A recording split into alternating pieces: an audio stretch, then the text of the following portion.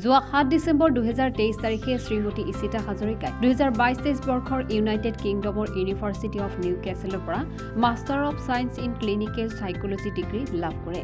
New Cassell বিশ্ববিদ্যালয়ৰ এক গাম্ভীৰ্যপূৰ্ণ অনুষ্ঠানত আজি প্ৰায় বিশ্বৰ বিভিন্ন দেশৰ 70 জন ছাত্ৰ-ছাত্ৰীক এই বিষয়ৰ ওপৰত মাষ্টাৰ ডিগ্ৰী প্ৰদান কৰে।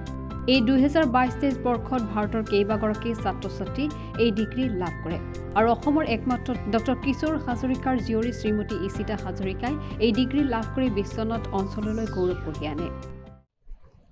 আজি 7 ডিচেম্বৰ ইউনাইটেড কিংডমৰ নিউ কেছেল ইউনিভাৰ্চিটিত কনভকেশ্যন হয়। এই কনভকেশ্যনত মোৰ ছোৱালী ইচিতা হাজৰিকাই আজি master of Science in foundation in Clinical psychology with merit বেচিছত তাই এচিভ কৰাৰ কাৰণে উত্তীৰ্ণ হোৱাৰ কাৰণে আজি ইউনিভাৰ্চিটিৰ তৰফৰ পৰা তেওঁক এই সন্মান প্ৰদান কৰা হয়, চাৰ্টিফিকেট প্ৰদান কৰা হয়। We are proud for her. এইকাৰণে ভাল লাগিছে এইবাৰ এই ছেশ্যনত অসমৰ একমাত্ৰ ছোৱালী একমাত্ৰ ইচিতা হাজৰিকাই আছিলে আৰু তাই সুন্দৰভাৱে এটা মাৰ্কছ লৈ পেলাই নম্বৰ লৈ এই ডিগ্ৰী তেওঁ মাষ্টাৰ ডিগ্ৰী ল'বলৈ সক্ষম হৈছে।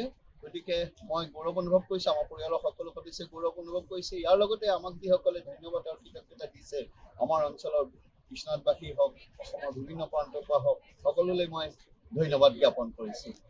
Thank you. কেমেৰামেন অজয় মহানন্দৰ সৈতে অমিত দাসৰ ৰিপৰ্ট, ANN নিউজ।